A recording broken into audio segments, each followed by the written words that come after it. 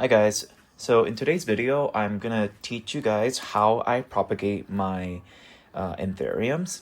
So when I bought this plant, I wasn't really thinking about propagating it, but then after I depotted it, I see that it has a really good structure to demonstrate, and so I thought I should just film this video with this instead of finding an Anthurium in my greenhouse and then chopping it up for you guys to see. So this is, I just got this plant. I literally just picked it up, and so there wasn't any kind of like shipping.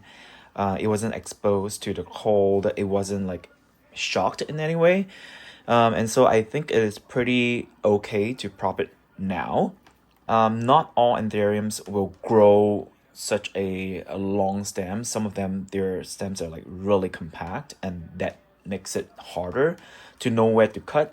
But I'm also considering that the root system is really healthy, right? You have white roots with yellow tips. So, and there's a lot of roots as well. So this plant, it's established, it's healthy, there's enough roots.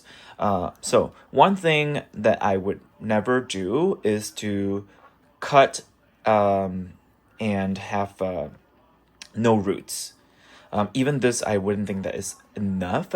So I wouldn't cut anywhere where there's no active roots. So these ones are just aerial roots that haven't been activated or like developed yet. Yeah, so they're pretty dry. But once they're in a moist condition, then they'll have little sprouts coming out. Yeah. So if you can see, this is a really long stem. It's quite unusual. But nonetheless, from this one, we can see that there are several places we can cut. So a close-up, this is going to be where a new plant is going to grow out. This is a growth point. So every node will have one, and it's usually hidden by the leaf. So from here I can know that this is where a leaf used to come out. And so the leaf is broken, and so the node is usually protected by the leaf. Yeah. So this is where a new plant will grow out. So you don't want to cut and damage this point. Yeah. Okay, so I'm not going to do a what we call a top cut that's so high up here, because I really don't want to stress the plant out, and I don't think this is that sufficient. It is healthy, but I don't think it's sufficient that the plant is not going to be too short.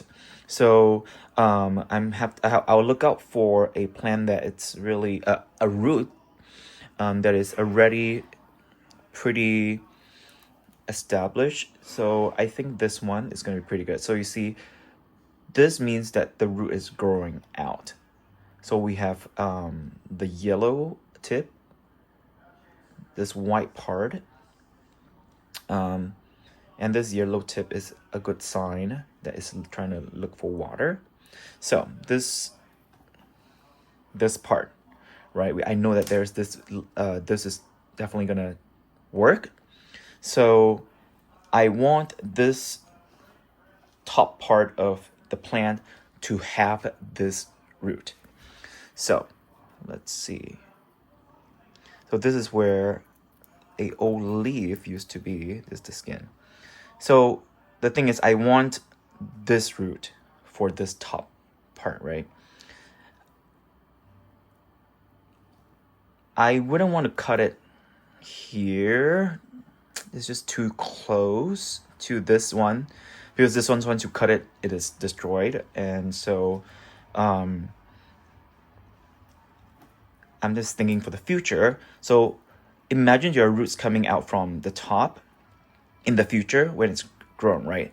I could then cut it off from here, and then this section can then be its own propagation, right? So I'm just thinking ahead. Okay, so if this one, it's gonna support this and also the top part, I will go below. And sometimes you have to sacrifice. Sometimes you just have to sacrifice. So this is a, no, there's just hidden there, right? So I think what I'm gonna do is I'm gonna cut it right below this line. And this is gonna be unharmed. Yeah, so I'm gonna cut. And the thing is, you wanna cut above the node. So this is, do you see that point? Right, so I want to cut above this. If I cut below this, this node is not gonna grow.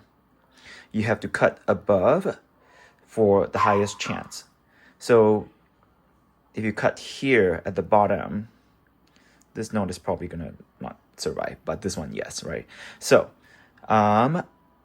this is a good place. So I think I will just cut it now, and then I will see if at the in the bottom there's any more. So this is a really good sharp knife, and I am going to concentrate. And can I show you guys? I want to make sure that I show you guys where I cut. Where's the camera? I'm going to show you guys where I cut. So it's going to be the most, ooh. Okay, yeah, I think it's the most effective. Ooh, okay, yeah. And, you know, sometimes you don't have to cut all the way through in case you cut something. In case you accidentally cut the root that you want to keep.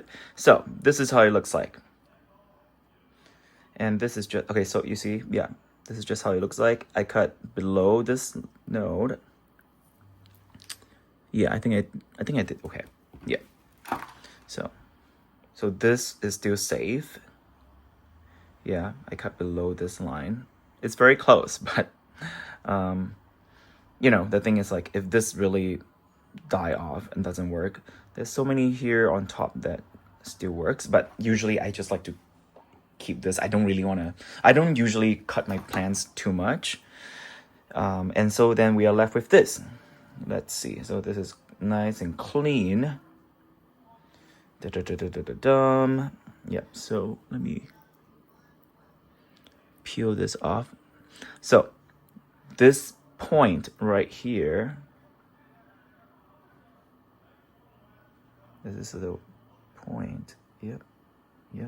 This little tip that comes out. This is where the new plant is going to grow if I just plant it right here. So I can see good roots here, good roots here. Maybe I can do another prop, right? So the thing is, you don't want to just have, it's just very, very risky from my experience if you cut it too small. Usually it's just too risky. This whole thing might just be a goner.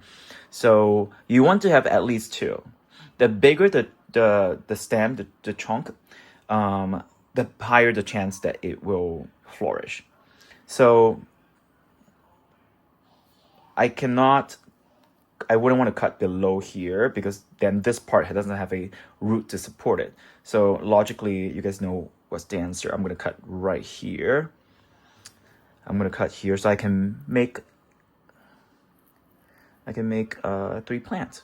So then you know this is the node that this growth point is where the new plant is going to grow out. So I'm going to cut above it, and then I'm not going to cut into this, right? So below this. Okay, let's see. I mean, this is actually very easy because there's a lot of space. A lot of space.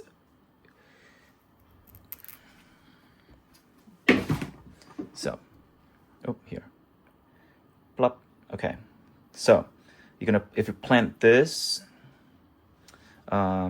it's usually gonna grow from here. And then this is gonna grow from this tip at the top. There's also one more extra node, right? So if this one die off, this tip here die off, don't worry, we have one more here. And this is just how, and then this bottom one has more of this growth points. So my rule is at least two. And the secret ingredient that I use is this, what we call a clone paste. And you're gonna apply this directly on the node. So you can just use whatever stick. I'm just not too particular. So it is actually waterproof. So you can use, I use this on monsteras as well. And I would put it on the growth point, and I'll put the monstera cutting in water, and it just stays. So this paste, it has some vitamin in it, so it nourishes the plant, and it gives off this chemical called cytokines. Yes, and they are gonna tell the plant to wake up and grow. The plant will try to grow out again, but this is just something that activates it. So, you put it on the point, but, I just spread it out and gives more contact. And, yeah, just in case it didn't receive it. Yeah, so I'm pretty generous with this. You can't really overdo it. I've never had experience with overdoing that. Except that you might overactivate it. I'm just saying that you would not really kind of overdo it, that the chemicals kill the plant. Yeah. So yep, this is a really good root. Just want to make sure that it's moist, because we've been sitting here and talking for a while. I don't want them to kind of die off. Yeah, so this top cut, it already knows to grow out from here. So usually I don't want to put the paste on in case it activates these other points. The thing is, you don't want to activate too many at the same time, because the plant only has that much energy. So if you put the paste, the clone paste, on these nodes, and if it actually get activated, the plant is gonna waste energy growing these out, and then not this top part. Yeah. So usually for the top cut, when you have leaves, I will not really put the paste on. The plant it's good to grow from the top already. Yeah. And so I was just gonna repot this. I'm using tree fern, and they're so expensive, so you wanna have perlite on it and some charcoal to make it super chunky and super just airy. And what I'm gonna do is I'm gonna also put this in a Ziploc bag to trap the moisture and also give it some warmth as well. And this is how we grow. And I'll see if there's any progress, and I'll document it, and I'll post it in another video to let you guys know that this actually works. After potting, I will put this in a Ziploc bag, make sure that it is pretty safe, pretty comfortable, somewhere that's not too cold and also not too hot, and is gonna start to get used to this condition. And then hopefully I'll give you an update, and hopefully there will be some changes with the nodes that we're growing, these two. And let's see how this new leaf is gonna look like. Hopefully it's not gonna get too shocked from me cutting it today.